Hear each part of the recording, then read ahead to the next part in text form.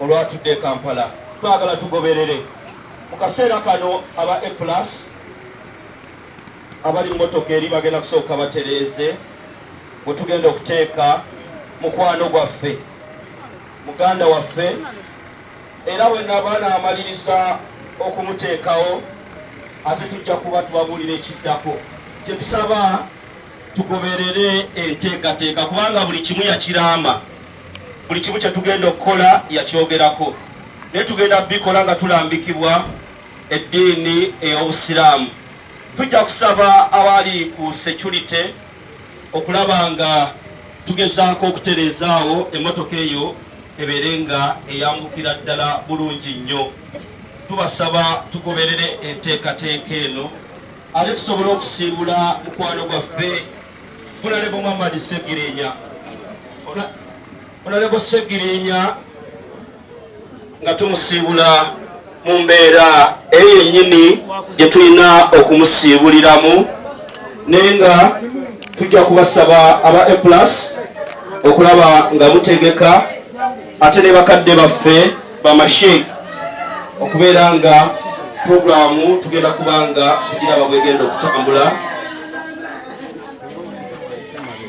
naye twongera okubategeeza mu kaseera kano omwagala abangi eddoboozi ly'abangi omulwanyirizi w'eddembe Honorable Muhammad Segirinya Mr. Update ali wano we yava Kaddugala Butale. Taata we yamuleka muto, bwe yamuleka n'anoonya engeri gy'agenda mu kibuga Kampala nga talina yadde na 10. Seggirinya n'agamba nkoze ntya, n'agenda ku kkubo wali eriwete Kaddugala erijjana e Butale, n'ayimiriza loole y'amatooke n'agamba kwayambaayambaaya njolekedde Kampala ng'ali bwomu, n'alinnya ku loole y'amatooke.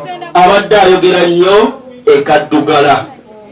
Mbasaba Seggirinya bwe tusiibula si wa bulijjo, mbasaba omukolo guno tumuwaanirize mu kitiibwa, tugoberere enteekateeka nga bwegenda okubeera. Tulina ttiimu evudde ku Parliament nayo eri ku security, egenda kubanga emukulembera era egenda kukola emikolo egyaniriza omuzira, egyaniriza omuntu abadde ayagala omuntu w'owansi, omuntu abadde ateekuza. Ye mbaka wa Parliament yekka Muhammad Seggirinya.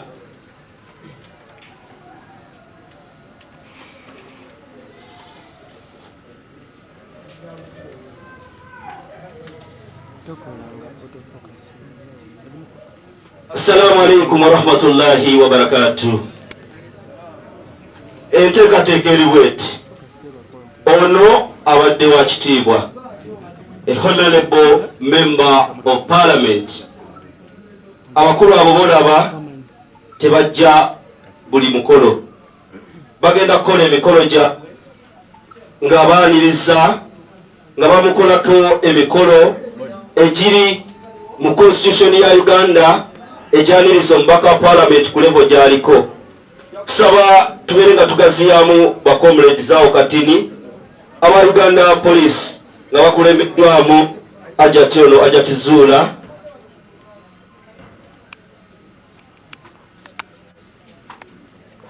tujja nano twongeremu Katini, naawe tugaziwemu Katini. Nja kubasaba tugaziwemu Katini. Ono mubaka wa Uganda, munatusonyiwa ebintu bino birina okukolebwa ate nga byabadde programmed. Abakulu bano bagenda kubeera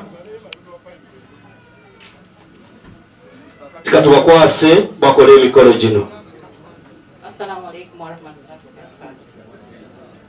Inna lillahi wa inna ilaihi raji'un. Tubadde tubasaba mutuweemu akadde tukole kye tulina okukola, ebinaddako munaabyongereza okwo. Nolwekyo tubadde tubasaba mukkakkaneko tumalirize ebyaffe muddeko. Kusaba kubanga bwennaawo muyimiridde temumanya ziyinza okubakumita. Kyebabasabye musembereko wali kuba waliwo n'okukumba, waliwo ebigenda okukolebwa. Najja basaba sembere eno tubawe space, Seggirinya ayanirizibwe mu kitiibwa. Tutule mu butebe, tujja basaba tutule mu butebe, abakulu bali babeere nga bakola ensonga eyo. Tube nga mukwano gwaffe Mr. Update tumusiibula mu kitiibwa.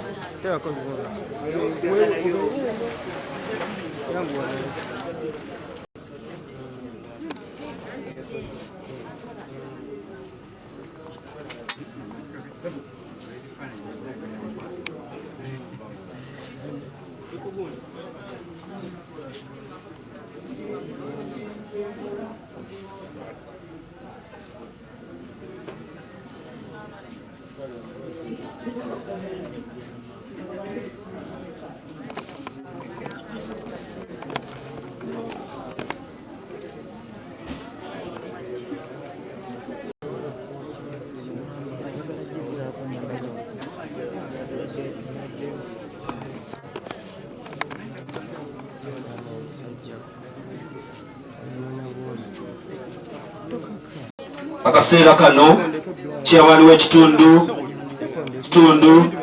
n'abakulembeze nga